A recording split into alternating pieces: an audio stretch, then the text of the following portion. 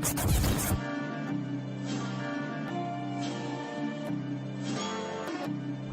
a dope move by Steve. Yeah. It's a big game. Who you know that got it behind the scenes, like behind the O-line, soon as the QB say hype. It's big game, big game. Analysis from the player's point of view. Injuries, big trades, player news. Yeah, sector competition, and he play with Tony Dungy. Better listen, I'm talking about Big Game Sports Buzz. Said everything you need and more. Yeah. Big Game Sports Buzz. I thought I told you once before. We call him Big Game James. Yeah, Big Game James. Big Game.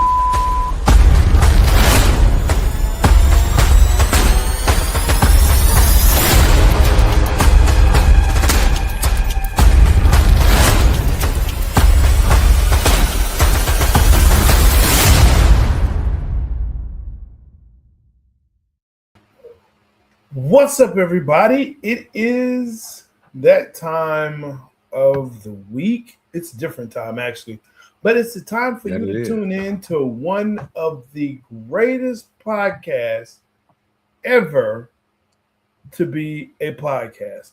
That's right. I'm talking about Big Game Sports Buzz, where the pro athlete and the sports fanatic get together and we talk all things sports and everything else around it. I am Jay Stocks, Buff Nerd.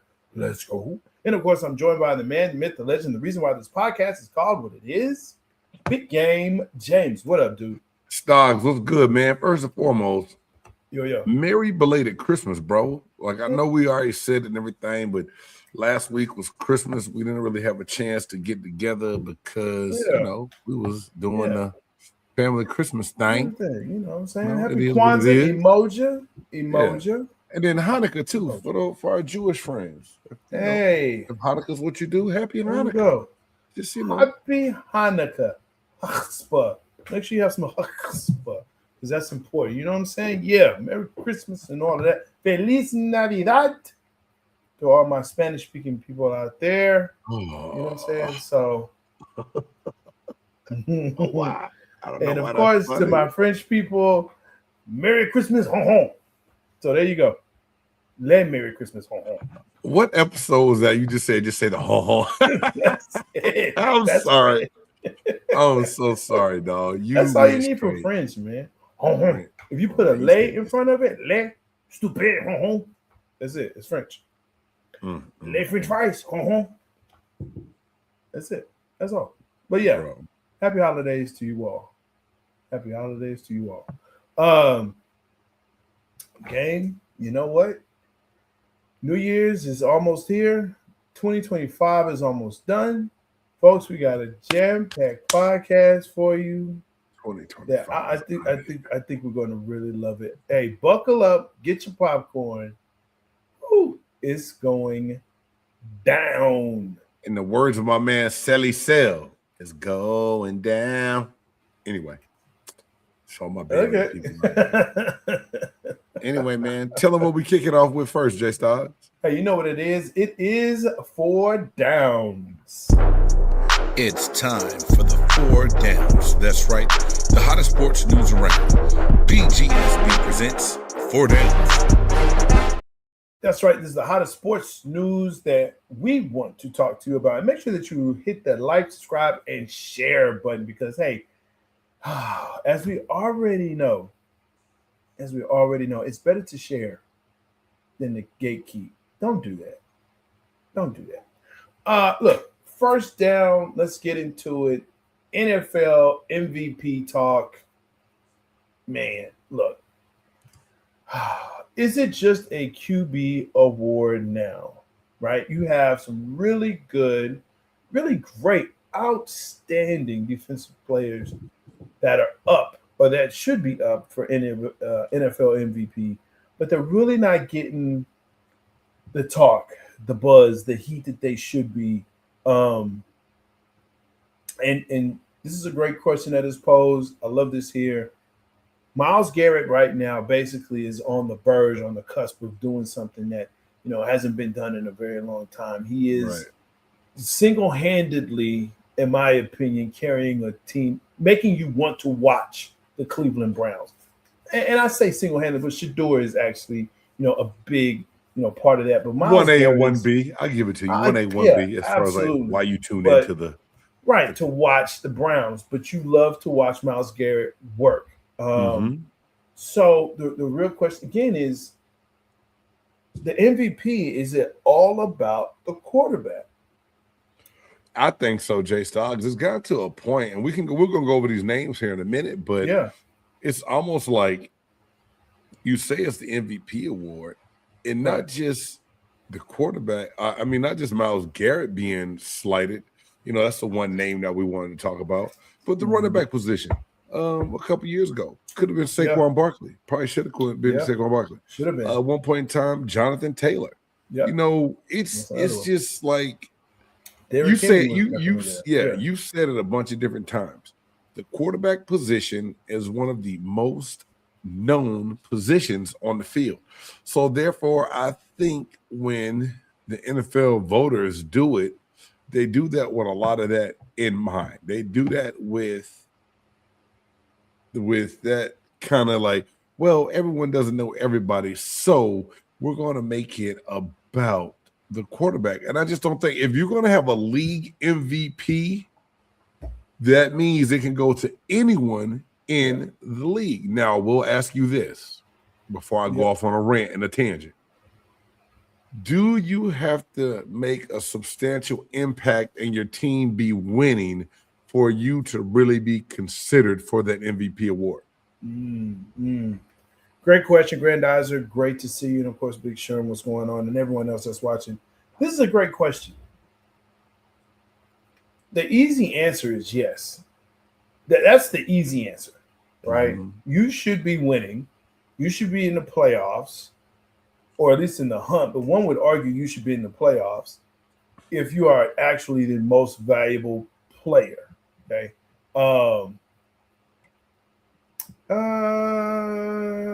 Okay. I'm reading the comments here. There's the issue with that thinking, though, is again when we talk about, and let's just throw these names out here, right?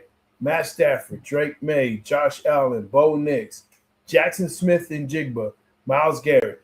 With Njigba, he's not going to get it. He's a receiver type. Right. You want to call it. They're just never going to get that award because you have to have a quarterback that can get you the ball. Sam Darnold's got him the ball this year. Okay, so then give it to Sam Darnold. You see what I mean? Yeah, I see what you mean. And that's the devil's advocate when it comes to that conversation, I think, Jay Stoggs, is, well, how would you give it to a receiver if a lot of what they did came from the quarterback that got them the ball? But at the same time, it can be short passes that they turn into long gains, the yak, you know what I'm saying, the stuff after the catch, things of that nature. So I think when you look at it, it's easy to say, well, yeah, that receiver was great, but his quarterback made him great. No, not necessarily all the time. And I think Jackson Smith and Jigma is one of those people in that situation to where Sam Darnold gets him the ball, and what he does with it after the catch is what's made his season so phenomenal. So I think that's why his name is up in talks. But at the end of the day, it's just talks. I don't think Jackson Smith and Jigma has a chance to get this award at all either. Not in hell. Listen, let's talk about one of the greatest receivers to ever play the game, right? Michael Irvin. I'm just playing. He's like the third. But when you talk about receivers, the playmaker was up there though back in the day. I'll give you that before that neck injury.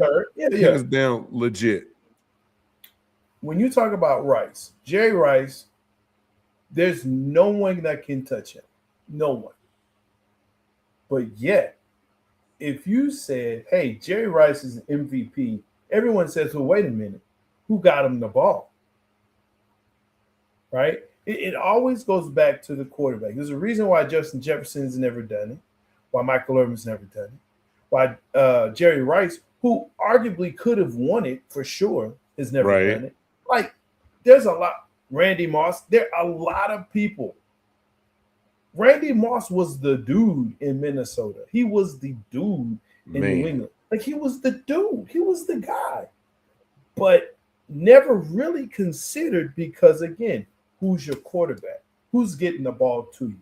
You're only as good as your quarterback. And that's just the way it is. So with Jackson Smith and Jigba, no. Now, here's a good question that you also had in this. Is this a year that Myles Garrett could actually win it? I think Myles Garrett is absolutely deserving of it, Jay Stoggs. But can he? What's the Browns' record is what would be, I think, the point that why he won't get it. 3-12, yeah. And I saw. I'm working on something now. I'm gonna try to come out with probably Thursday. I saw online that raised a very good question about don't overpay defensive ends because in the long run they will not be able to change a game enough to where they warrant that much pay. And first I saw that clip and I was like, this dude is retarded. He's crazy. Yeah. And the more I thought about it, I guess he had a very interesting take on it. And I'm diving into that just a little bit more and looking through some comparison and stats that I'm going to put into this piece I'm working on. But I think it's going to be a big I'm going to get a lot of reactions from people that aren't going to be ready for what I have to say on this. Can't wait to see it. Can't wait to see what you got going. We're definitely going to be talking about Hall of Fame here and an extra down. So make sure that you tune in. That's a little tease. Yes, sir. But yeah, I think there's a lot of conversation, but unfortunately, I think you're probably going to see Matt Stafford get this, or maybe Josh Allen be a two-timer. Don't be surprised if Drake May gets this award, depending on how the Patriots finish up. And that would be surprising. If you told me a year ago that Drake May's name would be up in this, I would have laughed until I passed out. Sure. And Jay Stoggs, a name I was about to put on there, but I didn't want you to think that I was getting my Dylan Brooks on, was Dak Prescott. I believe statistically, you look at what Dak did, if he had a defense to help and if they made the playoffs, I think Dak Prescott's name would be in MVP talks as well. Yeah, he had some games where he faltered that kind of knocked him out of that conversation. And so the thing is that you have to look at, and this is why I say why Drake May doesn't surprise me so much, but it would, is that when you need that person to win the game for you, did they do it? And again, we're talking about this season. Now, the game against Atlanta that Matt Stafford just played, that they came back, from 21 down. If he would have won that game, I would have said it's over. Yeah, but shit, he spotted the Falcons 7 points in that game with his pick six and other turnovers. Again, if he would have won the game, I hear you. I hear you saying. I would have said, yeah, he did it. But the fact that they lost, I think that damaged him. That put Drake May, that put Josh Allen, up there. And yes, they did lose to the Eagles. But I think you got a good case for him. And I wouldn't be surprised if Bo Nix makes it. Oh, God. I know his name is in there. I know Denver's playing about to have that number 1 seed in the West. Ooh, Denver is like the worst looking, best record team I've ever seen. Like they find ways to win, but there's nothing sexy about it when you look at it. But again, what did we just say? Bo Nix numbers. Okay, I'll put it like this. You just tell me right or wrong. I already know the answer, but shit, I got to hear somebody else say it. You telling me Bo Nix is more deserving of an MVP award than Myles Garrett?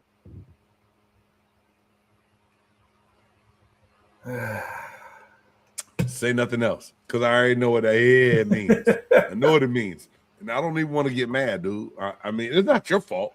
It's again, you're talking about.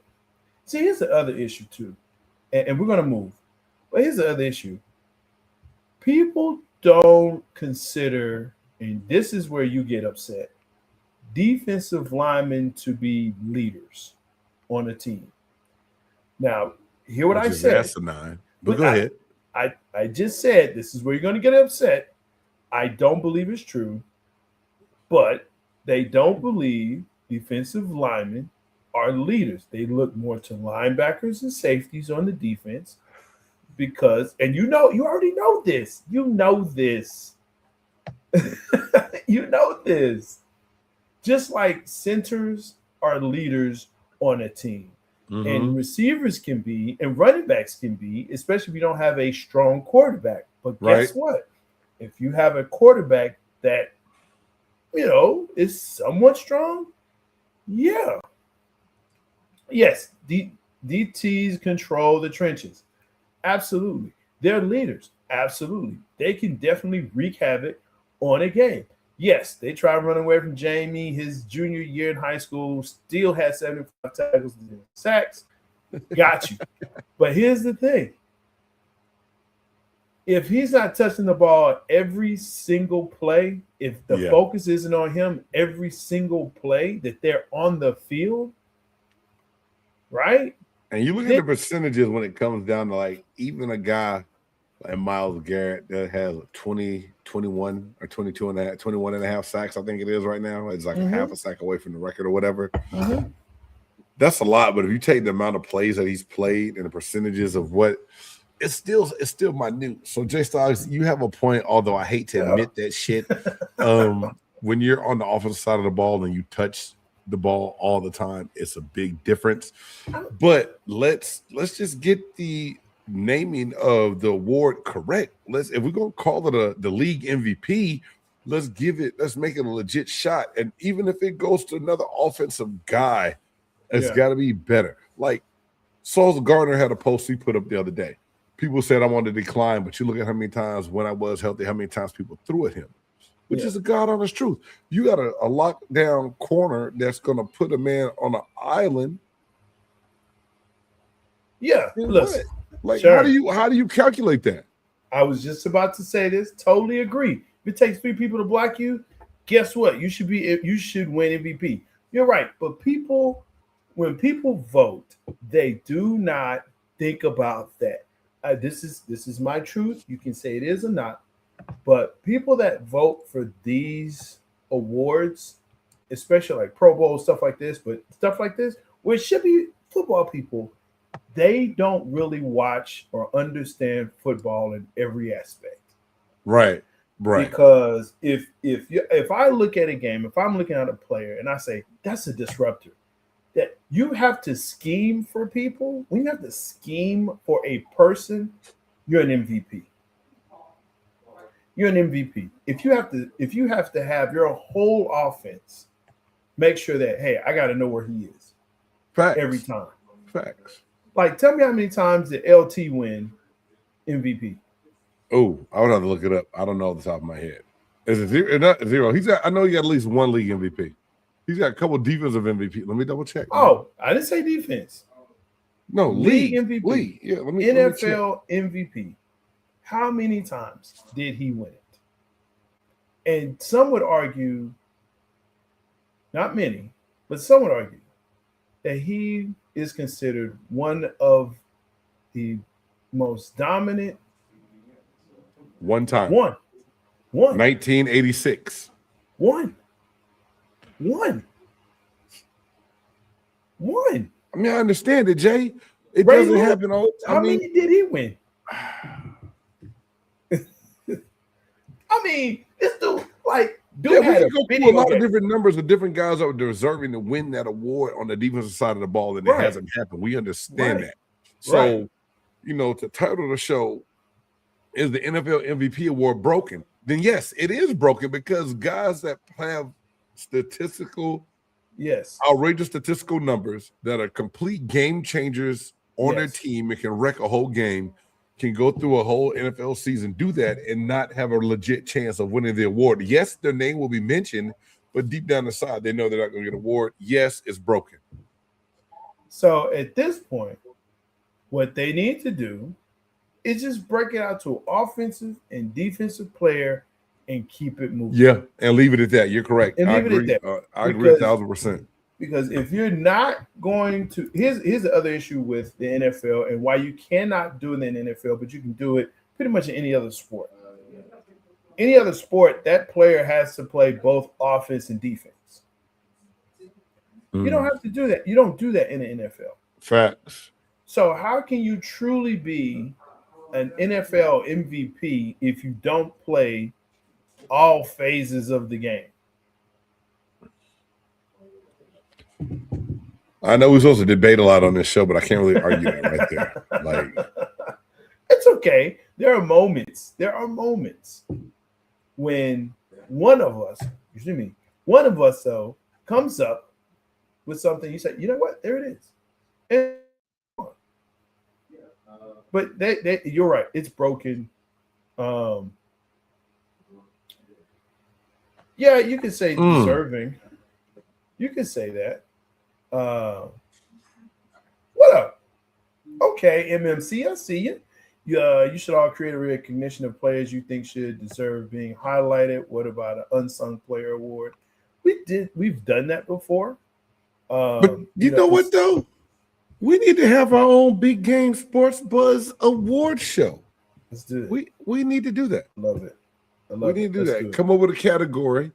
Let's call it out the way we want. Hey man, appreciate that. We're gonna work on that.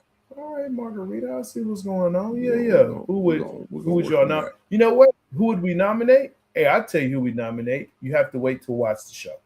Wait for the podcast. But yeah, like how you did that. What? Hey, that's what I do. We'll do it in the summer when no other sports are really playing. So we'll do that leading up to the summertime. Yes. Leading up to the season. Okay. Yes. I'll let the buff nerd put this magic together and work on that. Gotcha. Yeah. Big Game Award Show. I love it. You heard of the ESPYs? Now it's the BESPYs. That's right. It's the Big Game Entertainment Award Show coming your way this summer of 2026. 1920. Well, now we move forward. Hey man, my water is tripping. Let's kick it in. I heard what the fuck you just said too. You slipped that in. Pretty damn good there, buddy. NFL must-win games going into Week 18. Panthers, Bucks, Ravens, Steelers, Titans, Jaguars, Colts versus the Texans. Man, look, let's hit this first one. Panthers, Bucks. I think this is the funniest shiznit ever because you know how people rag on the NFC East up on this podcast? It's not me, so you already know who it is. But I always come back and say, man, just imagine if someone had a losing record and won their division, and it always seems to be in the NFC South. That's right. If you said NFC South, I don't know why you're looking at me like that. You know why I'm looking at you like that. Why my face is like it is right now. Man, you talking about hard football to watch right now, bro. It is painful for me right now. Shout out my man Peter Blake and Harry Berg and Tampa Bay Ray for having me on last night, dude, on the Sports Web, having to talk Tampa Bay Buccaneers football. Man. And I put the picture of if y'all watch, I'm gonna put it up one more time. I put that picture up right now. It's like laugh now, cry later. Like I got Baker Mayfield with a smiling face, where there's nothing to smile about. Oh man, Baker's just been added to the injury report with a bum shoulder and a bum knee, which, in God honesty, that shoulder hasn't been right since the Rams beat us up a week, whatever it was. But two things when it comes to this for me, and I said this last night, and people who know me know kind of my football belief and what I stand for. Like I'm a disciple of Coach Tony Dungy. You never want to rely on anyone else to do your job. You want to always handle your own business. Yeah. So for the Buccaneers right now to be sitting back last night wishing for Atlanta to lose, because Atlanta needed to lose one of the last two games. Yeah, they just beat the Rams. They about to beat they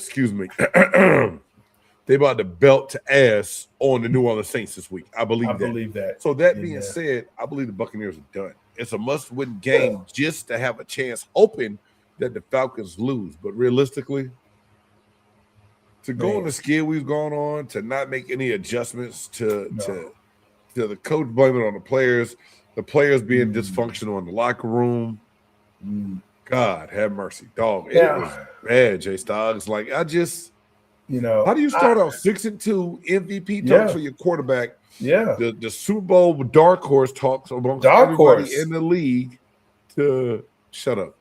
To now being like hanging on by a string and everybody wanting your coach's head on a stake. Oh God. Football is a funny thing, you know.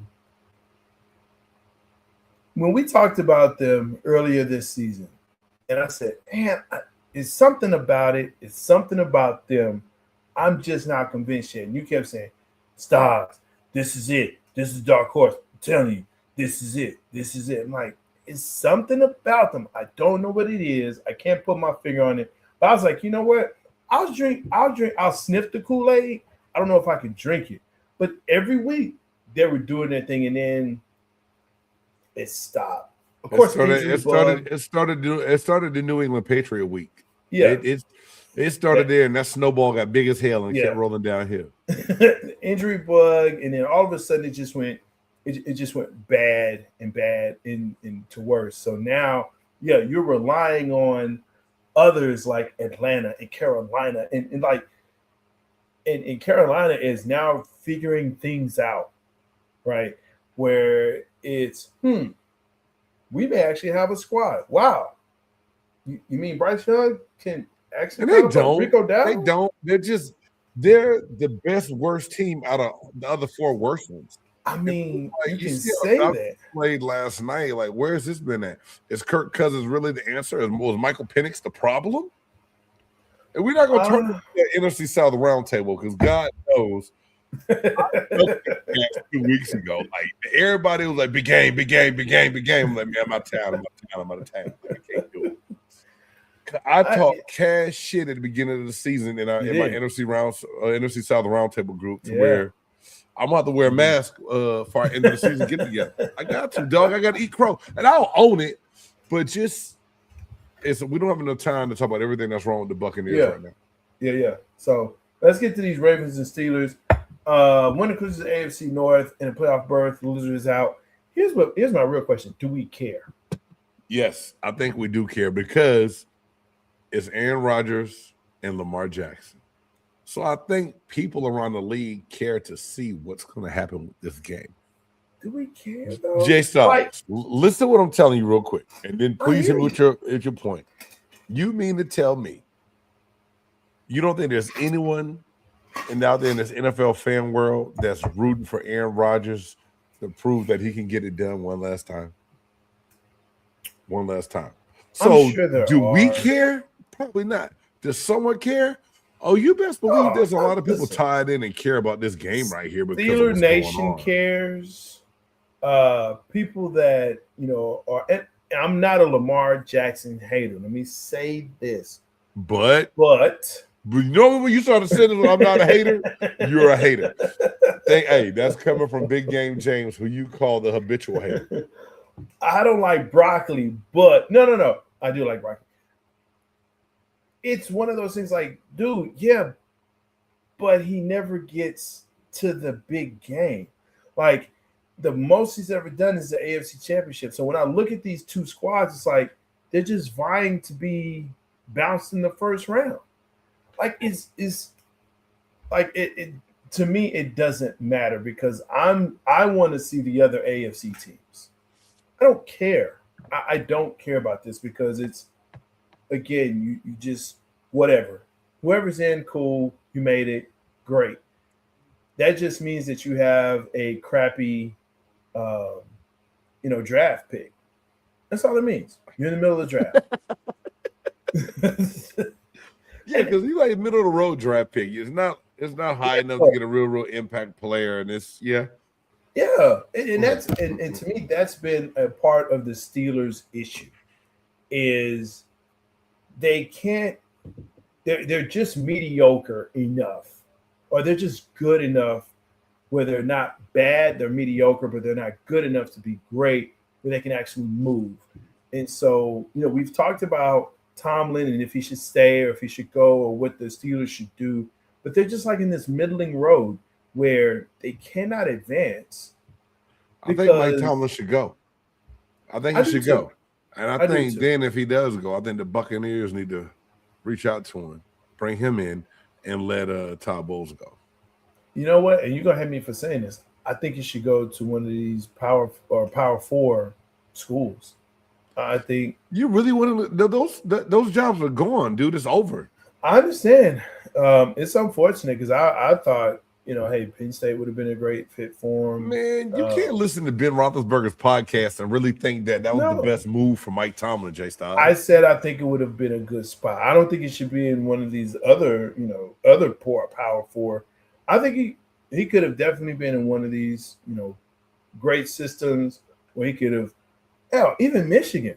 I mean, anywhere. But Mike Tomlin is an NFL coach. Why would he need to be at the collegiate level? Because the gas and the fire is not burning well in Pittsburgh anymore. I think that's a slap in the face to Mike Tomlin.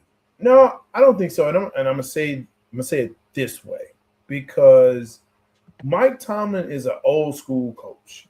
He's an old school type of coach, and so when you get players that are now, and yes, they're different, in college now because of NIL and whatnot. But when you get these players that are now in the professional ranks where it's like, man, I'm an adult. You can't talk to me this way. You can't say anything to me. You can't do this to me. I got money. I got followers. I got influencers. Whatever, man. Guess what? Yes, I already know. That's starting to happen at the collegiate level now. I just said that. So that's why I say he would have more influence though over his players and his situation than he would in Pittsburgh. To me, it feels like it's just slipping away in Pittsburgh. It just feels but a lot of let's look at this. Is that coaching or is that personnel? It seems like they poorly planned a lot of different people and they have not had the right pieces in there to have the success that they need to have. So does that come down to your general manager and not your coach? It's not Mike Tomlin. Does the coach not have any influence on the GM? Maybe not a lot, but some. He should have some influence. I totally agree with you, but we know how this league works and how things work. Yeah, I do, but there's got to be something there where, again, Tomlin has to have control, and I just don't think he has it anymore. My feeling and sentiment, again, I'm not a Steelers fan. I don't know many that played. I just don't. From the outside looking in, it doesn't. You're on the far outside, but I feel that's fine. That's fine. Where are you coming from? Titans, Jags. Well, the Jags need it for seeding. That's really what it is. And the Titans are done. But at the same time, they might just want to play spoiler. Yeah, I was gonna say they can play spoiler. So somebody we didn't mention. Do you think Trevor Lawrence deserves to be in the MVP talk for his play? No, he can be comeback player of the year. Why would you? Okay. I'll give you that. He can comeback player of the year. I'll give you that one. We don't need to discuss anything else. Okay. Yeah. Check J Styles minus big game. Okay, I give you that. I just was wondering, dog. Nah, not at all. Because I'm glad he finally had a season that looked worthy of. Yeah, he's had a good season, and again, I would put him up for comeback player of the year because he had a crappy year the year before. But he had a crappy year every year except for the 1 year they made the playoffs and gave it 21 points. Like his first year or something like that. Yeah, first and second year. So, yeah, comeback player of the year. I'll give him that because I don't think anyone else can really be in that comes to mind right now. Computer. Colts, Texans. Texans need to win plus help for playoff positioning, division hope. I'd watch this. I'd like watching the Texans defense. The number one defense in the league right now. They've made a complete turnaround. Love what they do. And I'm a defense guy, so the Colts a couple weeks ago that would have made this a lot more interesting of a game. It's in here now because the Texans are playing to benefit themselves position-wise. Again, 2 years ago we said that this was going to be the Cinderella team. They're looking to do great things. Excuse me, I'm looking up two different things on this damn computer, and I'm about to say James Madison. DeMeco Ryans show that he's a great coach. He does best with what he has. He gets these guys to respond. This defense, I think, plays well enough to scare anybody they play against. And the only thing that's going to stop them is that they don't have the receiver depth that they need to be a real danger in the playoffs. On the offensive side of the ball, I think.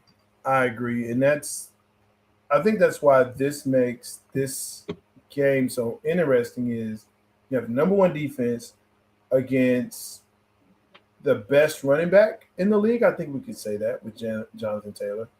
And a Phillip Rivers that is starting to get his, feet underneath him and getting back into the swing of things. The real question is, do you think it's enough for Indy to overcome? Indy's done, bro.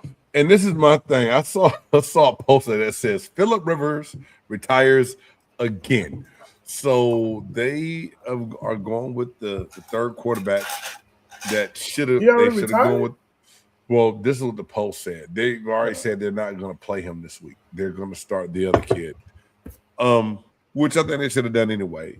Phillip Rivers wasn't really going to – I don't know what the hell they were thinking when they did that. Because you – listen, remember when we had this discussion?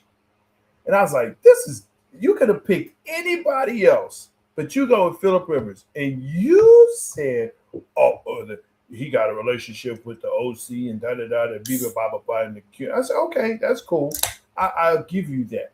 That makes sense. But dude ain't played – like he hasn't played in 5 years. He was my old hell now when they signed him, Jay Stoggs. I get it. I'm not saying he deserved it, but they felt like he gave them the best chance to win. I said Jay Stoggs, and you can run the tape back for the receipt. No. I said if that was your best bet of all quarterbacks out there available that been in and out of the league over the last couple of years, you already knew you weren't going to win. Although he looked a lot better at that San Francisco game than he did the first game. It was crazy. Know who I blame for this? Joe Flacco. I knew it.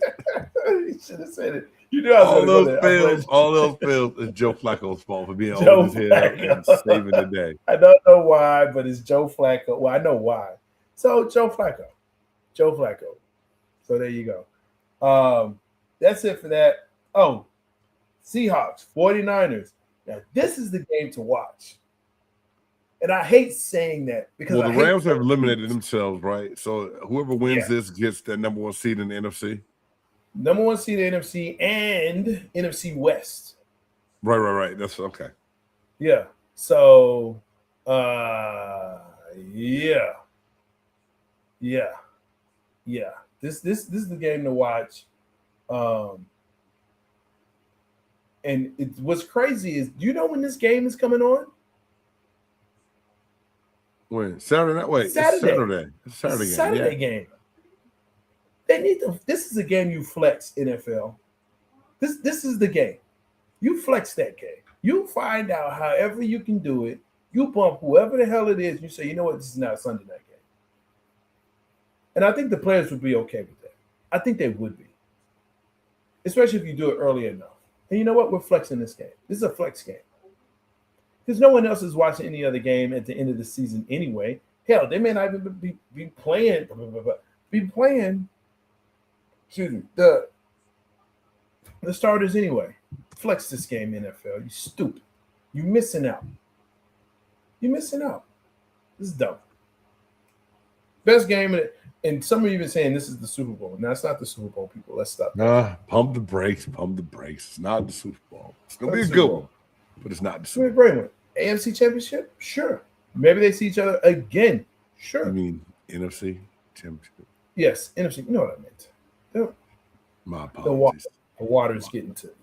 All right. Apologies. That water run deep. Water is something else. So, hey, now it's time to get into third down. Let's go. Dude, you said that like there's a song or something. There's no intro for third down. It's just I know. I just like saying the picture. Yeah. It's water. Shit, don't feel that come up no more. Shut up. End of the year. I love it. Transfer portal. That's what we're talking about in the third down. Success becomes a curse. James Madison. Man, they make the playoffs. Everybody is happy and ecstatic. And what happens? The whole entire team hits the portal. Well, it's not the whole team. It's pretty much the entire starting offense and part of the defensive starters.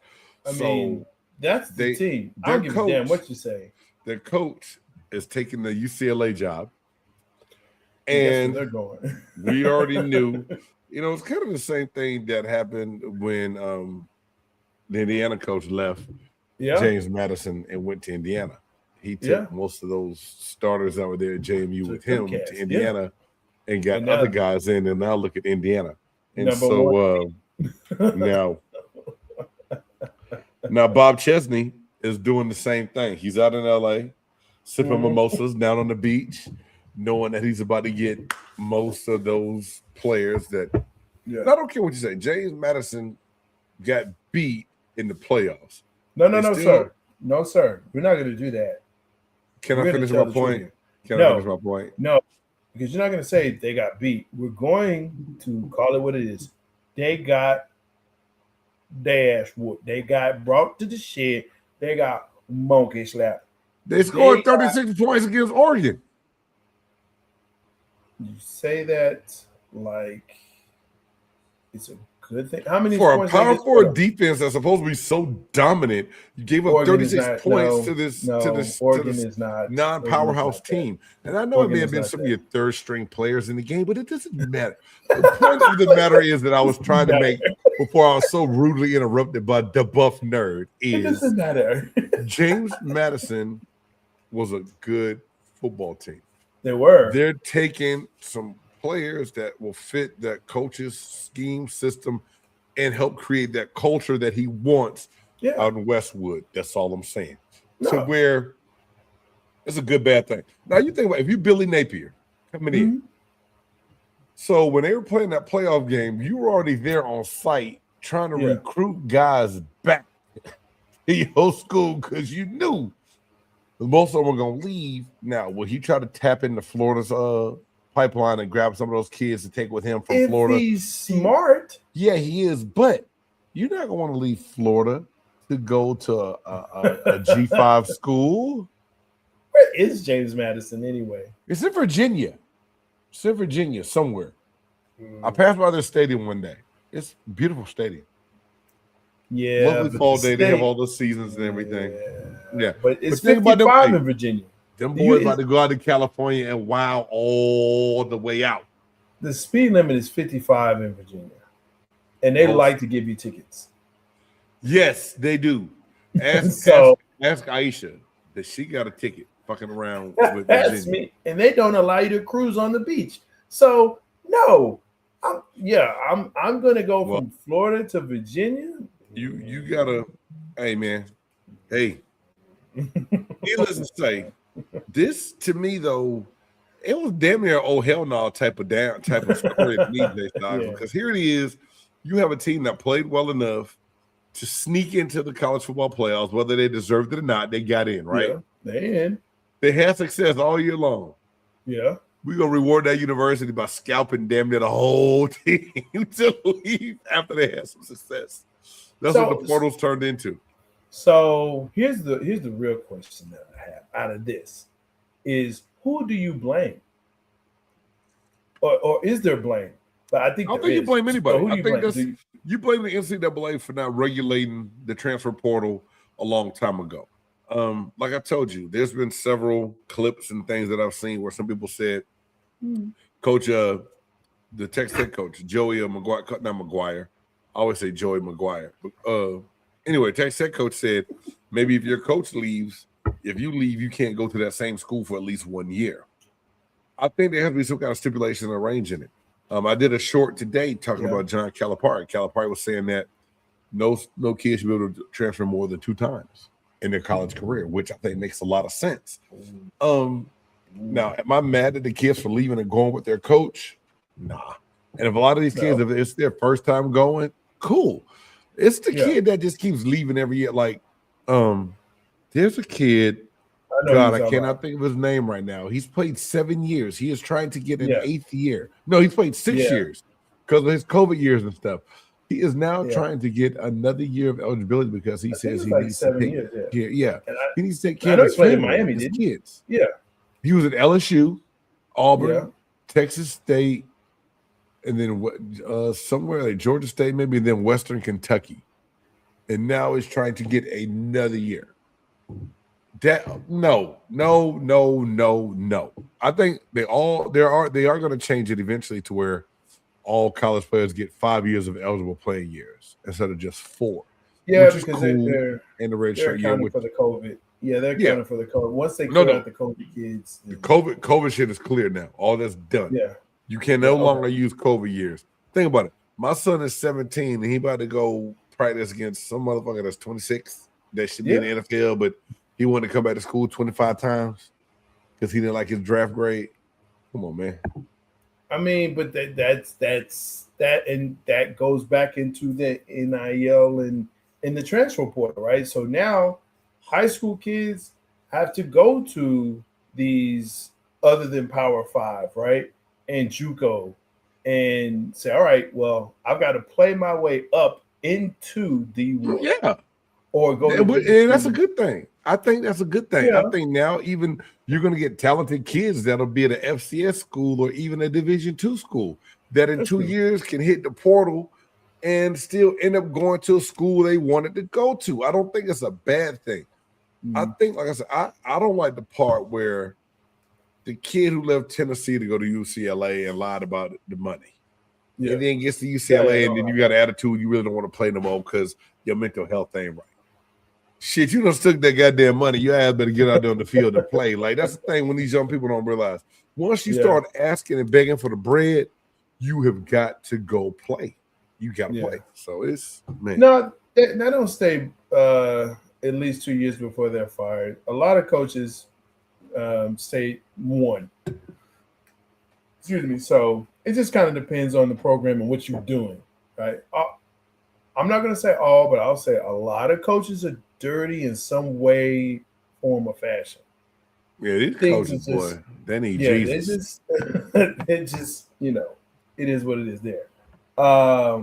So there's that. Let's move it. That's a fun topic. I love it. It's a fun podcast, man. I love it. 4th down. NBA.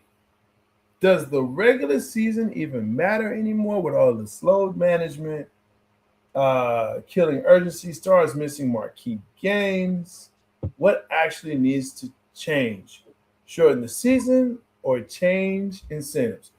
Now, we've talked about this before. We've had an oh hell no about this.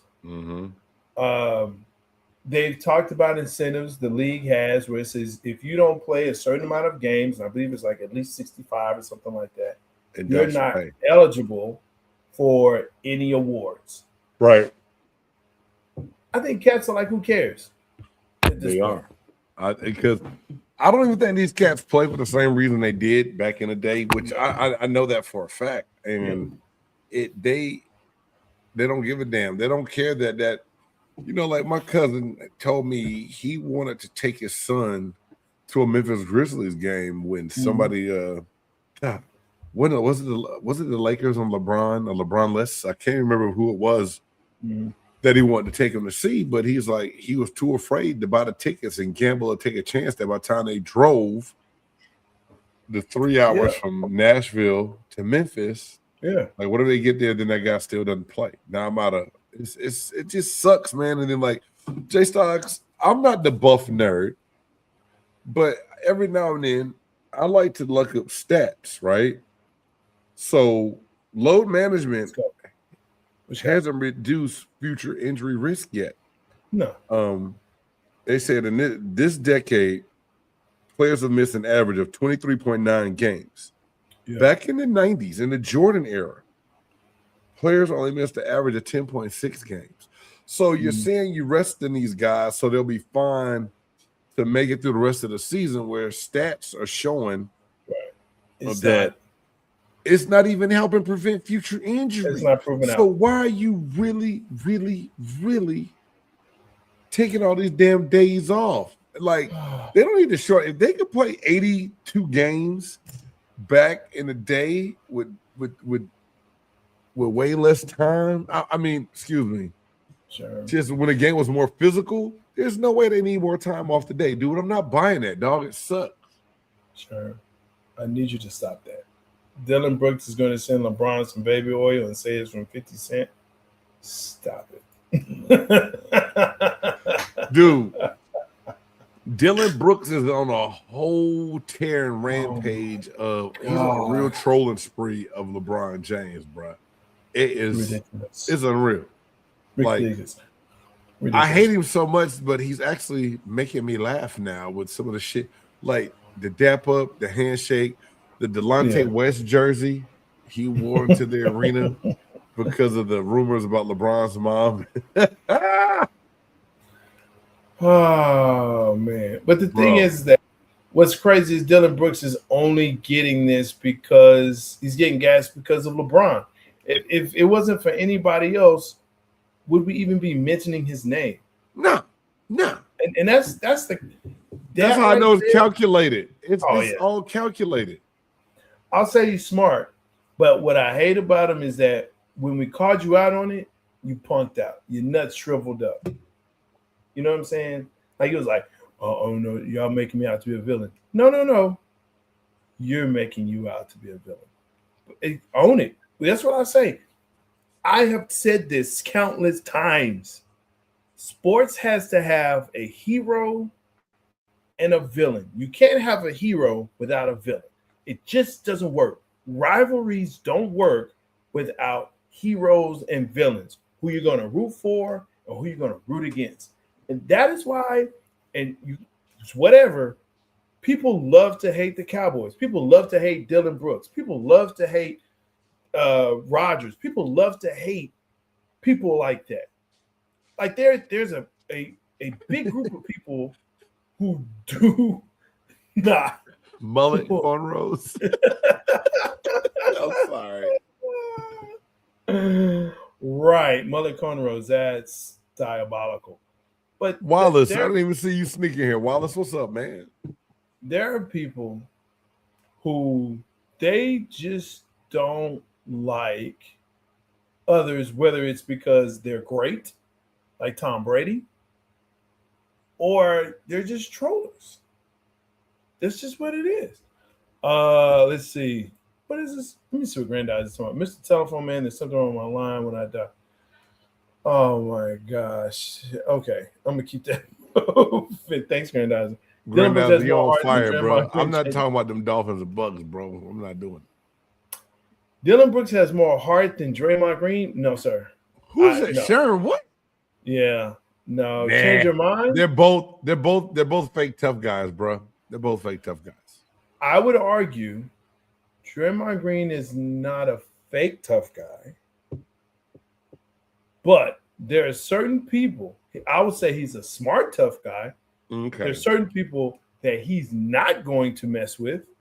And that's that Australian 7-footer that he ain't finna mess, 6'11", whatever you want to call. He ain't messing with him. Who's that, Jokic? No. He's not from Australia. My bad. You did say Australia. My apologies. Australia. He was playing for OKC for a while. I can't remember his name now. Oh, the one with all the tattoos? Yeah. With the mustache. Went to Gonzaga. Steven Adams. Yeah, you're not messing with him. He's not because Stephen Adams will put him in a choke hole and with both his arms and legs and won't let go. He just say, okay, that's enough, mate. Okay, all right, calm it down. That's what he's gonna say, and that's it. Like while he's choking you out. Yeah. So he's not messing. He's a smart, tough guy. Okay. So yeah, he's Dylan Brooks though. He's fake. Yeah, season is over. Both. Isaiah Stewart. You know what? He's coming on the scene. But yeah, these fake tough guys. I can't, man. Nah. He wants to smoke, but he's not ready for it. Isaiah Stewart wants it, but he's not ready for it. I don't think so, if you ask me. All right, look, let's get into this extra down because this one's funny. And you got a couple things you want to add to that too. So yeah, let's do this one real quick. Yeah. There you go. Extra down, Marcus Freeman and Notre Dame agree on a contract extension, even though Freeman has been rumored to talk to listening to some NFL offers. And the NFL Hall of Fame finalists came out today. So we're going to discuss both things. But the first one, Marcus Freeman, is he wrong for not even like really pursuing the NFL offers, or just say, hey, look, I'm in a good spot. This is where I need to be. Notre Dame threw the bag at him because they wanted to assure that they'll have a coach this late in the game. They didn't want to lose him and have to start from square one. If I'm Marcus Freeman, I would have at least listened to some of the offers. I knew the Giants supposedly were really high on him. Now, that being said, the Giants' job with that GM they have, don't know how good of a job it would have been. But I think the question you have to ask, and I'm just going to say this one time, leave it out there for you and the game changers out there in the comments. When it comes to Notre Dame football, with no conference affiliation, seeing how you felt like you got mistreated this year, already declaring your rivalry game with USC over for the next 3 years before y'all play again. Man. What's the big picture for Notre Dame? So now you have to go into like they're replacing USC with BYU. Ugh. That's not as sexy of a game. You know, I don't like using that word, but I do. It's just not the same type of game as the USC, the convicts versus the Catholics kind of thing. You know what I'm saying? Well, sorry, that was Miami. Miami. Yeah, but anyway, same kind of thing, right? It's not the same big picture of things. So if you're Notre Dame and you blame the ACC for campaigning against you, and you blame not having a conference championship game for holding you out of the playoffs, what's the big picture and what do you do later on? Like, what is your main goal, focus, and purpose? Like, what are you doing to get things done? Like, I don't understand the big picture. And for me, if there's ever any doubt and questions of Marcus Freeman, I definitely got to explore the NFL jobs that were out there, being as young as he is, because you still could have went and got another bag. And then you can always go back to college football because every 2 years they're going to fire somebody for being stupid or doing something dumb. Somebody going to date a student, somebody going to date a secretary, some other dumb shit. They're going to get fired. Sure. The job would have been there 2 years, 3 years. Like, go test the waters. That's just me, in my opinion, though. And nobody asked me for my opinion, but I'm paid to give it to you. There you go. So really paid. I just give it to you. Here's what I say. Well, you're paid with love. And make sure that you like, subscribe, and share. Do that. Hey, buy us a coffee, goddammit. And do that. No, it's okay. But you shouldn't cuss at the changers. Look, for this one is you were saying something, and I thought about. We said the Catholics versus convicts. And I said, well, they must have hired the same guy to do their PR for Catholics versus Mormons, right? Because I mean, that's the only thing I can think of why you would want to set up a game between you and BYU. Because BYU, they had a good run this year. But no, to me, I'm not like, oh wow, BYU, they're back. Ooh, I can't wait to watch them. Not at all. The Irish's brand, the Fighting Irish's brand, Notre Dame's brand, has definitely diminished, right? Because they have not been able to have the same victories, the same, panache, if you will, the same swagger that they've had in the past. So I don't know. Oh my gosh. It seems really weird to me what they're doing, why they would do this. They want their independence, and this is part of it, so they can go to any network, they can play whoever they want, but for you to stop the rivalry that's there, I think they're making a huge mistake. I agree. I think they're making a huge mistake. I agree. Nah, man. What do you say? Let's see. 5-star recruiting every year, J Stocks. Excuse me, sir.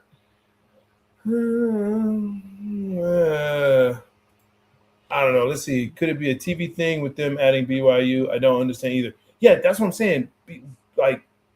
BYU, not a lot of people watch BYU like that. I don't know why they got rid of USC. Like, that makes no sense to me at all. But yeah, it happened, Captain. They done. I mean, they added the Mighty Mormons and got rid of the Southern Cal Crips. Yeah. If I were them, I'd say, hey, Miami, let's do this every year for the next 3 years. But a lot of those deals for those non-conference games have already done. Yes, to where they would have had to get. Yeah, I mean, they dropped the ball on that. So that means they knew the Notre Dame. That means they knew the USC thing was coming up, and they went ahead and jumped ship with it, which is bull. It's flabbernacle bull, as my boy Michael Baisden would say. But it is what it is, homie. Yeah, I know. I knew you were talking about the Irish, not BYU. I mean, they get 5-star recruiting every year. Notre Dame they get people in there. Even for it being a school that's hard for some guys to qualify for because of the standards, they get them in there. Yeah. They have talent. We're not saying that part. But at the same time, at the end of the day, when things don't go your way, you want to blame it on not being in a conference they're using against you, not having a conference championship game being against you, and others. They're saying that other conferences conspired against them to keep them out. Go join a conference and do something else. Join a conference, yeah. So if that's the case, give up all the freedoms that Jay Stoggs has talked about, sacrifice something, join the conference, and then go win. And here's what's crazy. They can join any conference they want. I do believe that. They can join any conference they want. I don't think there's a conference that'll say, oh, well, no, you got to bring a partner with you. I think they'll say that's fine because they have a great following. They have great viewership. That is devout. And they got money. They got money. They got that coming to America money. They got that money. Give me my money. Give me my money. So, hey, let's get to this other thing. I hated that. That wasn't 2025. It wasn't. Shit. It would have made it. I know that's right. NFL announced 15 modern era finalists for the Pro Football Hall of Fame today. List. Do you have that list? I got the list. Okay, cool. First timers: Drew Brees, Jason Witten, Jahari Evans, Luke Kuechly, Larry Fitzgerald, Frank Gore, Terrell Suggs, Eli Manning, Kevin Williams, and Marshall Yanda. Right? Now, here's the other returning finalists. And I think it's important to note that, again, they usually pick 4 to 5 for their finalists. It's not just 4, but sometimes they go 5. Returning finalists: Darren Woodson, Willie Anderson, Torrey Holt, Adam Vinatieri, Reggie Wayne. They also have automatic qualifiers from the 2025 finalists: Willie Anderson, Torrey Holt again, Luke Kuechly, and Adam Vinatieri. So let's just cut through the bull crap and go to these first timers. Big Willie Anderson need to get in now. But go ahead. Go to these first timers. Drew Brees, Jason Witten, Jahari Evans, Luke Kuechly, Larry Fitzgerald, Frank Gore, Terrell Suggs, Eli Manning, Kevin Williams, Marshall Yanda. Marshall Yanda, you're out. I'm sorry. It just ain't going to happen. T. Sizzle's out. He had too many off-the-field problems the last couple of years. T. Sizzle's out, okay. Pulling guns on old white man in Starbucks drive-through line is not going to help you get to the NFL Hall of Fame. That's not going to get you there. Kevin Williams, sorry, no. Mm-hmm. So that leaves you with Drew Brees, Jason Witten, Jahari Evans. I don't think he gets there either. Luke Kuechly, problem with Luke Kuechly, 8 seasons. So you can't fault Luke Kuechly for walking away with the right mind. I don't think you can. I don't think you can. I think Luke Kuechly, if you watch his body work, he's on my Mount Rushmore linebackers, big dog. So shit, Luke Kuechly in my mind is in there. I mean, he in there like swimwear, first ballot like a mug, dog. 8 years though? Come on, man. Especially now, you act like 8 years. It's like a walk in the park. I'm not saying it is. The average is 3 to 4 years. I get that. And so he doubled it. So some of these guys that play like 10, 12 years, they play 3 years too long. You always gonna hear a pro saying, "I stole some years." Yes, always. Totally understand, because that gets to like Larry Fitzgerald and Frank Gore and Eli Manning. So there's 4. What was it? Drew Brees, Jason Witten, Larry Kuechly, Luke Kuechly. Luke Kuechly, Larry Fitzgerald, Frank Gore, and Eli Manning.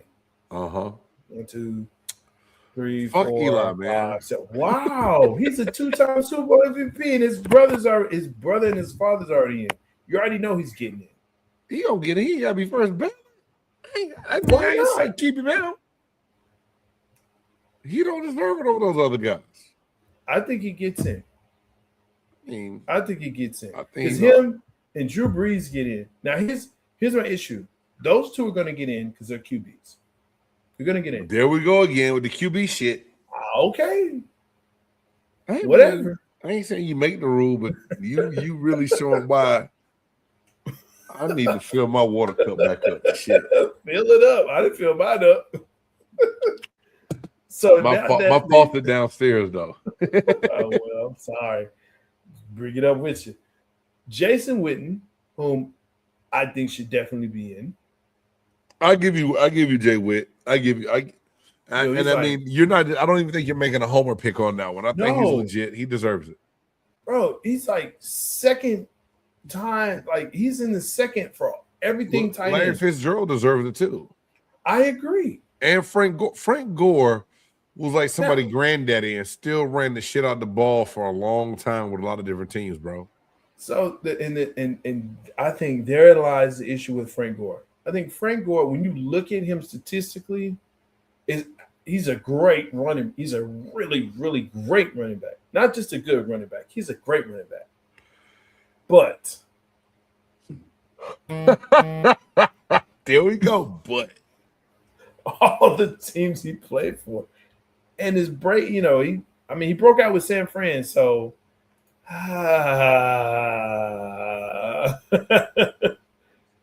would you say Frank Gore had longevity but was not great? I see Justin's point on that. I see Justin's point. Some would argue his statistics are damn good because of the amount of years he played in the league. Yes. No. Cal Ripken was good he was great for a lot of years. Yeah, Cal Ripken was overrated a little bit, bro. He played till he was like 50. What? It was and started. It wasn't like he was like, damn, he's diminished. He started. It wasn't like he was trash. Come on, man. We're not finna do this. We're not finna do you. Hey, Grandizer. Hey, put Grandizer's comment up if you don't mind, bro. Yeah, Jake Long has more years and maybe the same. I didn't mean that one. I meant the one about Bruce Smith and about Richmond Webb. Richmond Webb is the offensive lineman that does not get the respect I think that he deserves. I mean, Let me read it. Okay, go ahead. Jay Soggs, and yet players like Richmond Webb has the awards, played against prime Bruce Smith twice a season for a few years, and played like 10 plus years and still can't get in. Well, you're going to say what I'm going to say, so I'll let you say it. Richmond Webb is a hell of a player. He's a hell of a person. But it's that offensive line position, I think, that is being held against him right now. It's just so easy to overlook the non-sexy positions in the league when it comes to the Hall of Fame voting. I think that's what's happening to Richmond Webb, Grandizer. Man, like when I say dude to stand up, like if I reached out to Richmond right now and told him to come on the show, he would be here. That's the kind of person and guy he is, man. He's that kind of person. He's down to earth. But he did his thing. And I mean, he was an exceptional college player and he carried on to the NFL, did it all those years for one team. Yeah. And to not be in, I think there's a big slight for him. But that's why I say Willie Anderson needs to be in. But I also think that might be one offensive lineman that gets overlooked for a certain amount of time just because they slight that position sometimes. Well, I mean, and so again, that's why I think they need to increase the number. But I also think they have to be stringent on this. You know what I'm saying? Like, I'm always going to pull for my guy, and we haven't got to this part yet. So if we're talking Drew Brees, if we say, look, they're only going to admit the most they can, which is, they say usually it's 5, right? Now, I think I've seen 6 or 7, but I think they've shrunk that to the 5. Drew Brees is in. I think we can agree on that. Eli Manning is in. I think we can agree on that. You may not like it, but he's in. You saw my head. I ain't got to say shit. Jason Witten. Mm-hmm. I think he should go in. If he doesn't, I wouldn't be surprised. I'll say it like that. But I think he should. I think he will. I think he should. That leaves Luke Kuechly, Larry Fitzgerald, and Frank Gore for first timers. I don't think Frank Gore gets in. Frank Gore doesn't get in first time. Nope. No. So it leaves Luke and Larry. I think Larry gets in over Luke. I don't think it should have to come between both of them, but I think they both need to get in. I didn't say they should. I'm saying will. I heard you say it, bro. I'm just saying what I think. Because we haven't gone to the returning finalists yet. These are just the first timers. True. So how do they do this now, Dish Dogs? Is it 5 first timers and then how many? No. Second. No. So you have 5 get in period. 5 get in period, and then you have like the honorary legend thing. Yeah, how did the Drew old Pearson timers. Okay. Right. The old timers. So,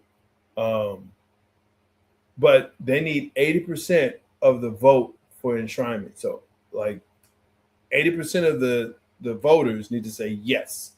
I would take Luke Kuechly over Jason Witten. Ooh.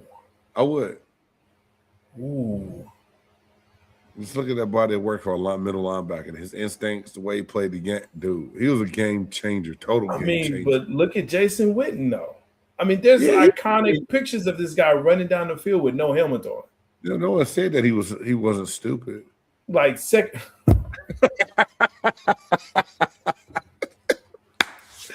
You gotta love it, Chase Dogs. You gotta love it, dog. I don't. Listen, he's also second all time in like all categories tight end. So I mean, what are we doing? Like, I agree with Grandizer. I think Luke Kuechly and Larry Fitzgerald both get in over Jason Witten. I could see Fitz getting in because at least he went to a Super Bowl. Kuechly went to a Super Bowl. Yeah, but he wasn't the reason he went. shit. It can be argued. Now you got to be the reason your team goes to the Super Bowl for that Super Bowl to count. I mean, yeah, you just keep pulling out the little buff. I mean, out the little pause. Pause. I almost said something that was like, "Whoa, big game, pump the brakes, bro." We say if Witten get in, Jay Sox will shave. No, he won't. No, I'll shave anyway. But no, sir. If Witten gets in, wait. If Witten is in, Frank Gore is in. Are you kidding me? No, I'm not kidding you. Frank Gore doesn't get in. He doesn't get in.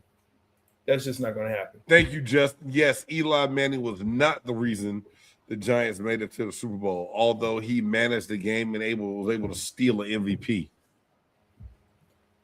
Defense, bro. That defense carried the Giants, dog. Okay. Don't give me that shit. Yeah, okay. Guess what though? Guess who was the MVP of the Super Bowl? You don't want to say it, do you?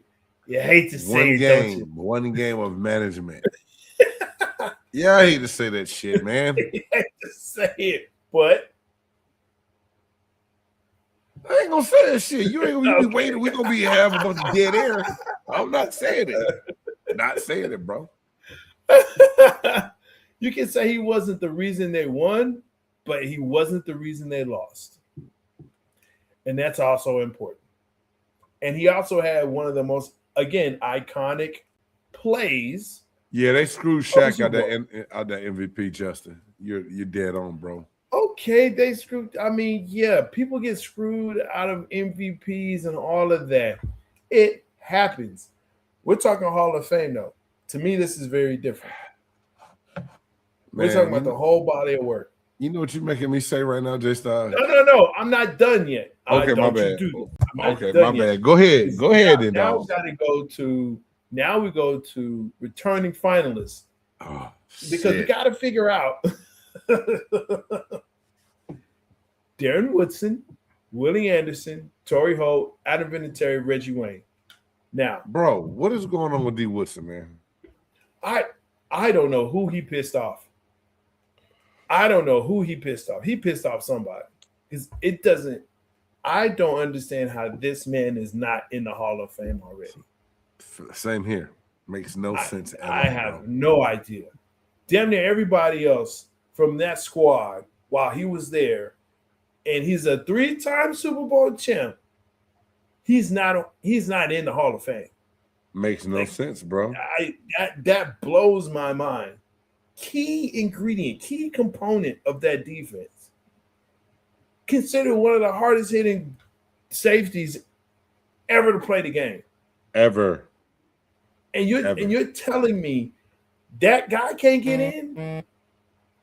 Come on, man. What are we doing?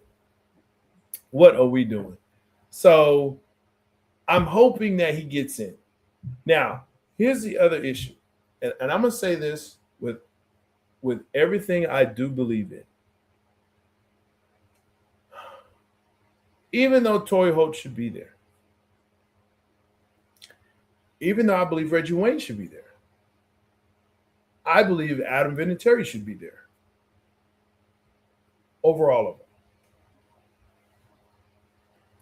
I believe that. I see your face. I love it. He should be there. I can't argue that. Torrey Holt was a hell of a wide receiver for the Rams. Torrey Holt was part of that Greatest Show on Turf crew. Super Bowl champion. Played opposite of Isaac Bruce. Holt we got drafted a year apart. He came in the year after me. Yeah. And to watch what he did in the career he had, I can't argue that at all. I wouldn't be mad if Torrey Holt got in. He deserves to get in. Wouldn't argue. Wouldn't argue That's that. That's kind of how like Andre Reed got in like so many years. Some people get screwed when it comes to this thing, bro. You just hope you're alive to see it happen. See, the thing is, I don't see them getting screwed so much as like Darren Wilson's gotten screwed. Drew Pearson got screwed. Let's just call it what that is. Drew finally got in, thank God. Drew fine. It should not have taken that long. You're right. It should have. Darren Wilson to me is the same. There are other players that should have been in that are not. Torrey Holt is one. He should have been in before now. But I also argue that Adam Vinatieri should also be in. No one has kicked more field goals, more extra points, has more points. Played 900 years. But he deserves to be consistent. in. I mean, it could be it could be fifth ballot. Fifth. I mean, that's where he is. Oh shit! I mean, if that's the case, he do. He is. He's Again, he was a finalist. He is due. You say he's past due. Is what you're saying? I'm saying he's past due. But if he gets in this year, I'm cool with that. The problem again is that when you look at the other players that they're up against, and it's tough. Hey, Sherm said, "Why isn't Jim Plunkett in? 2 rings, a Super Bowl MVP, and Jim Plunkett, the old Raiders quarterback's not in, and one of the first Native American quarterbacks in the NFL." Yes. Listen, maybe it's a Paul Tagliabue thing. I don't know. Maybe it's a Raider thing. I can't really remember the last Raider that went in, to be honest with you. Maybe Howard Long or Marcus Allen. Like, I don't know. Like, who was the last one to go in? I don't know. So look that shit up on another day. That part. But you know what that makes me say now? Oh, hell no. Oh, hell no. Oh, hell no. Oh, hell no. Oh, hell no. Oh, hell no. Oh, hell no. That's right. This is the part of the podcast where we get to find things that happen in sports and life that make us say, oh, hell no. Like Darren Woodson not being in the NFL Hall of Fame.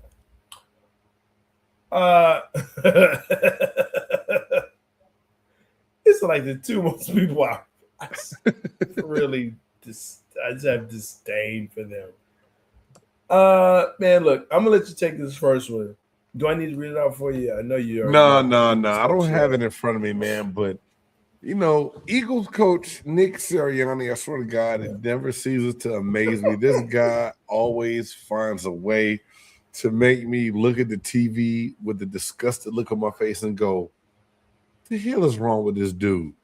So the Eagles and the Bills had a tough, low-scoring game this past weekend. I think the final score was like 14-13. 13-12 or something like that. Yeah, whatever. It was crazy. something ridiculous. And at the end of the game, all of a sudden, in the tunnel, you hear Nick go to Sirianni yell out, "They're not talking now. Not so much talking now. It's kind of quiet." As if the Eagles just dominated and imposed their will on the Buffalo Bills. They had 0 completed passes in the second half. None. 16 total yards in the second half. Yeah. And really only one because Josh Allen just had the worst throw of his life on a play where the receiver was wide ass open in the end zone. Yeah. Where he connects on that, on the 2-point conversion, they win the game.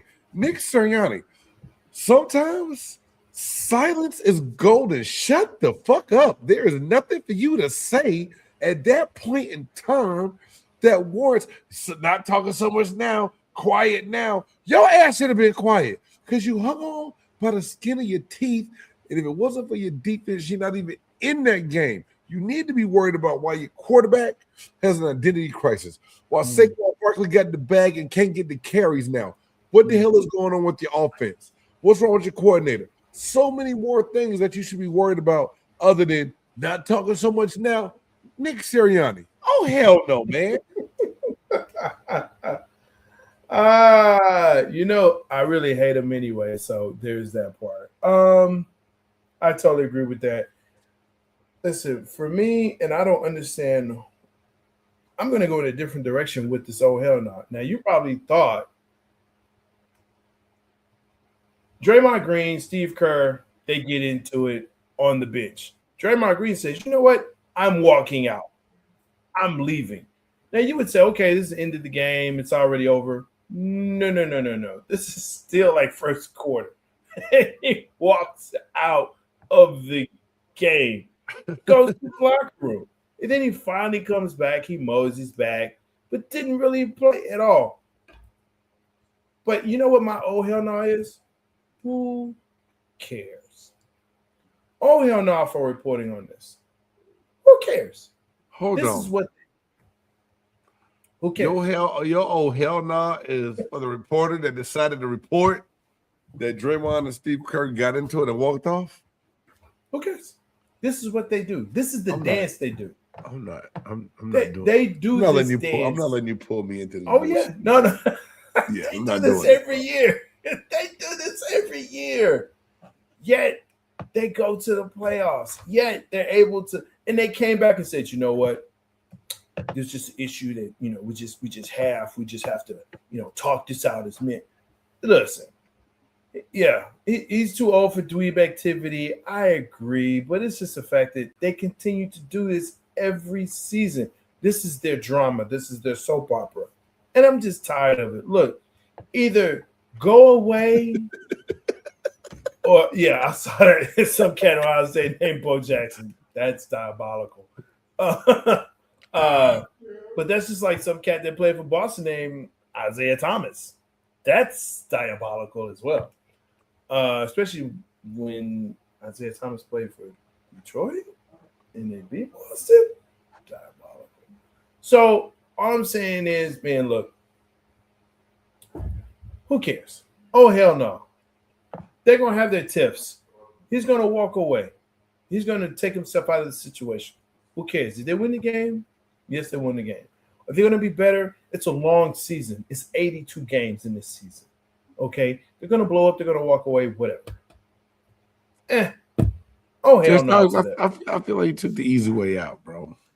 I don't. It's a whole different. I can't be mad at you for having who your old hell nah is.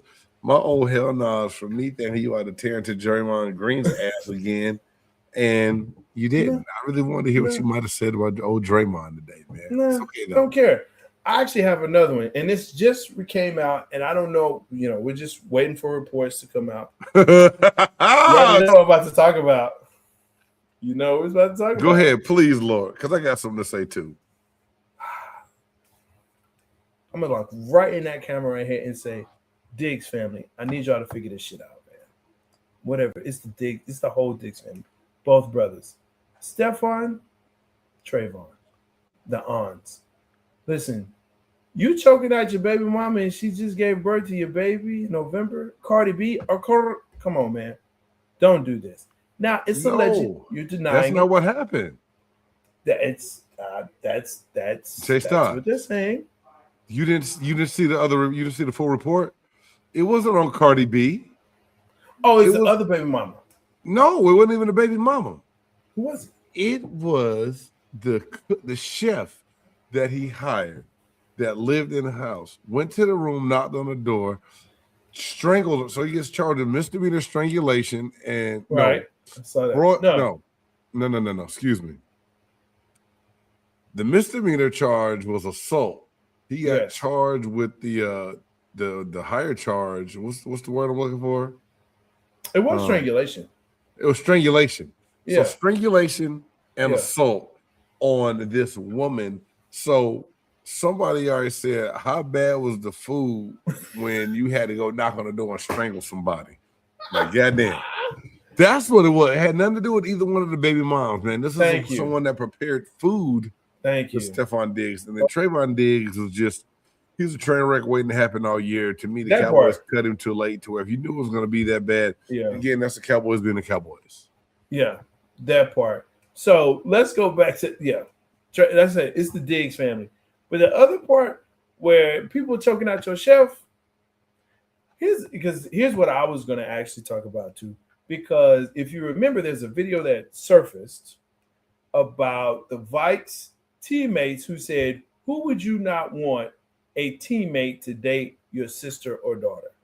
And the name that came up consistently was those are Stephon Diggs. Stephon Diggs. Stephon Diggs' name came up. So you saying he been choking females for a long time?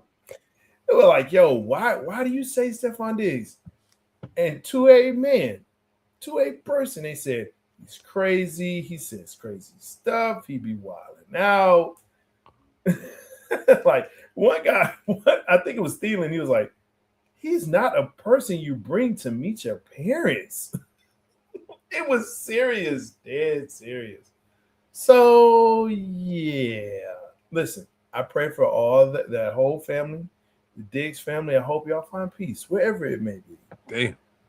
But oh hell no, y'all need to calm it down. They gotta get that. Hey man, y'all gotta get that together. Get that together.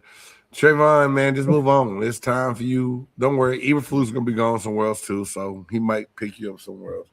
Jerry Jones, that bridge is crawled. That bridge is burned with him. That part. You, man. Hey, let's go. Let's get it. You know it's time. It's time for the top 5. Who's in, who's out, what's in, what's out. Big Game Sports Buzz, top 5.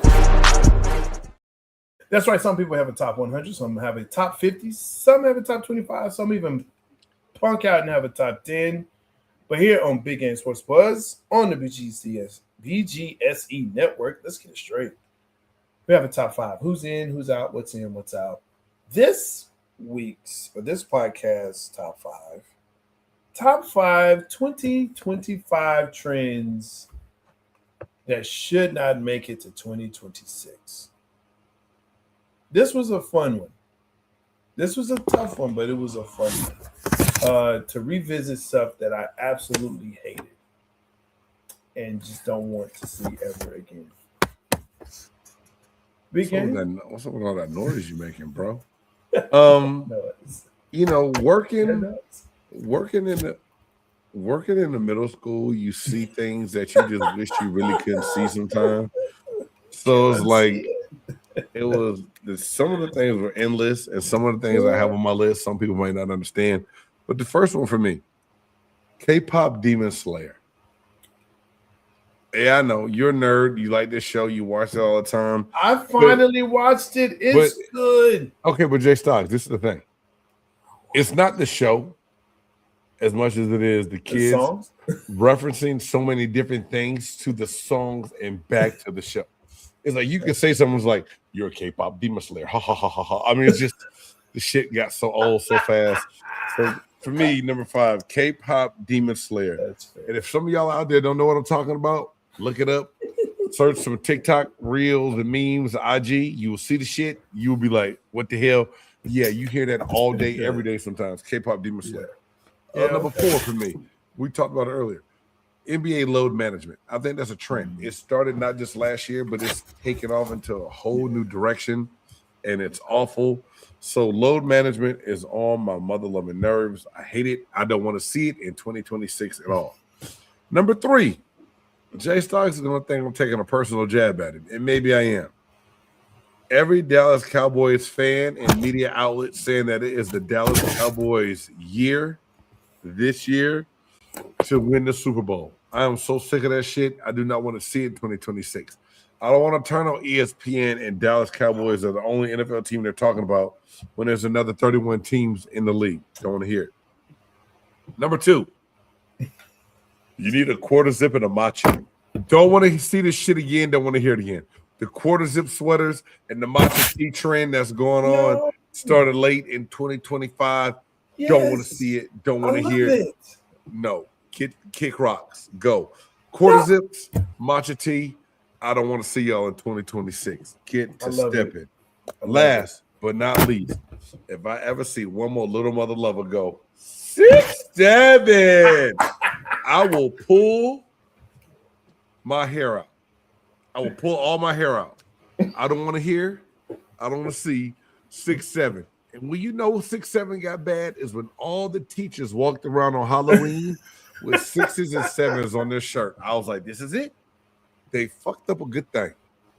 It went from a song to a viral reel to like, it was beyond popular a whole year before in high school and stuff. And then the middle school kids got it and ran crazy with it.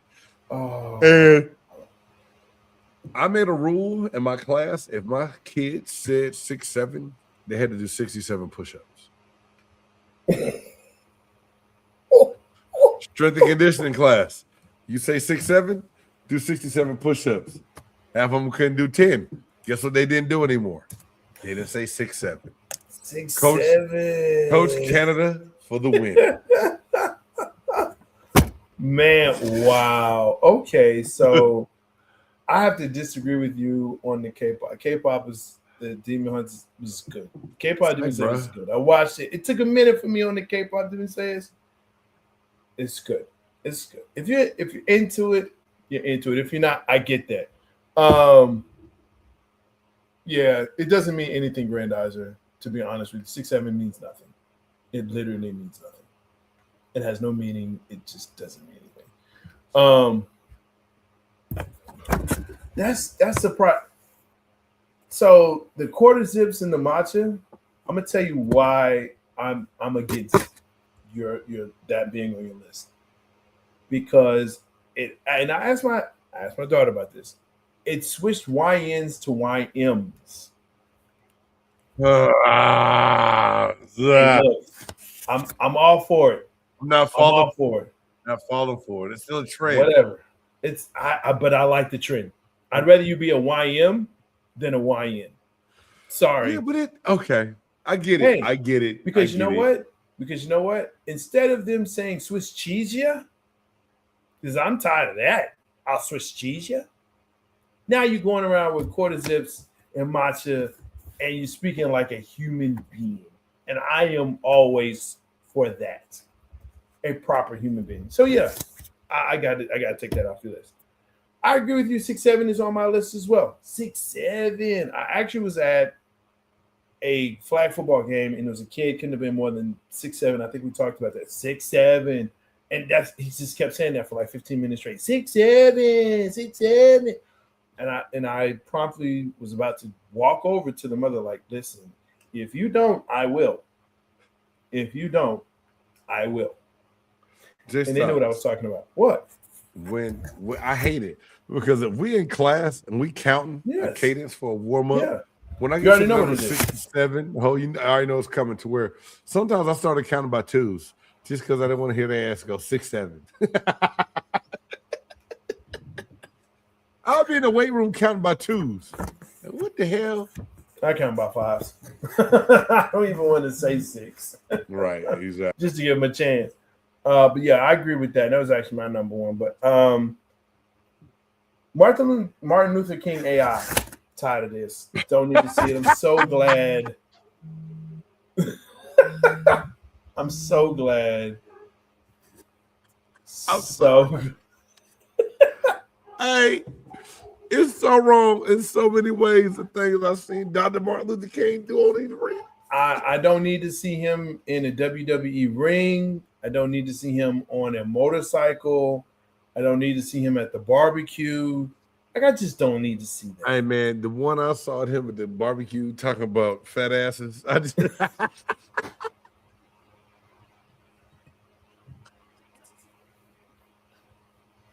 Who had the time to put this prompt in for AI? I don't know, make them do this. but I hate them for it. I absolutely hate them for that. So you can't unsee it, can you? That's what kills you the most. And so I'm so glad that the King family and their estate sued everyone that did that.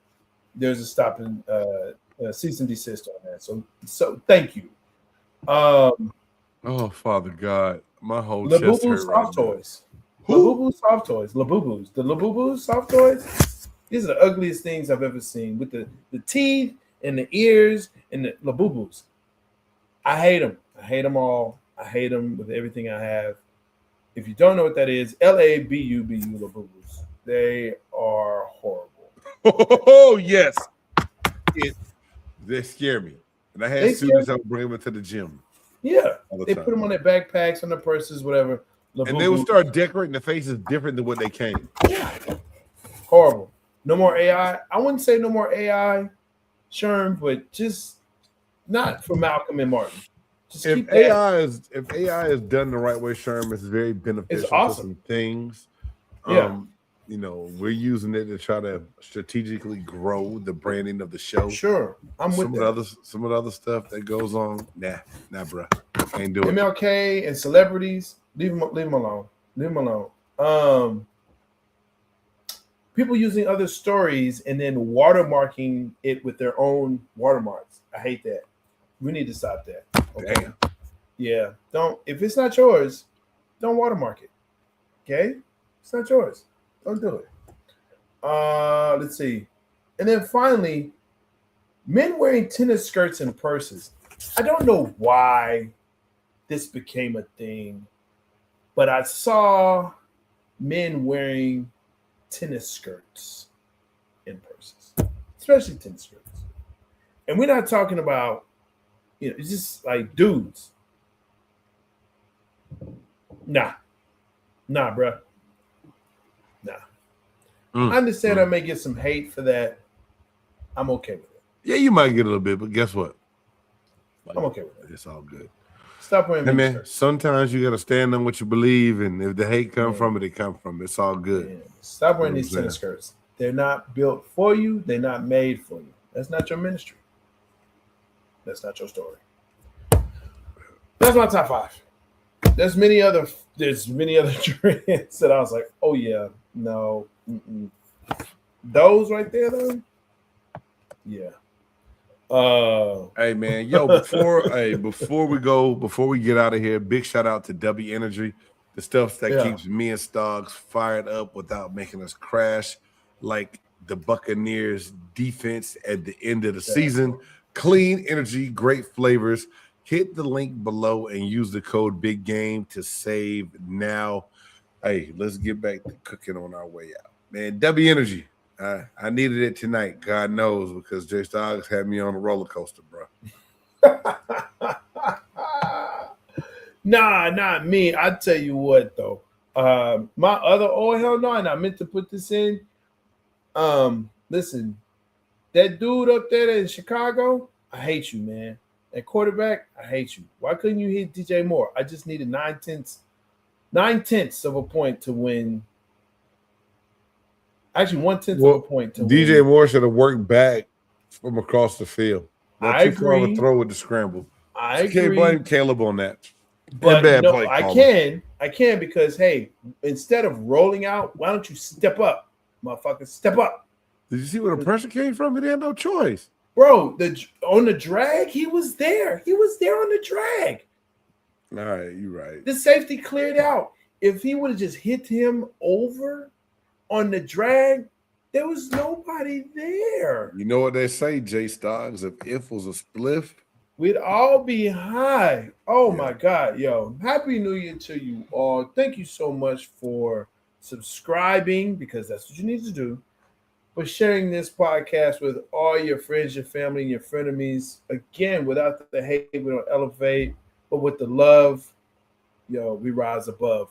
I'm telling you, this has been an awesome year. We were just reflecting on, where we started from, and now we're here.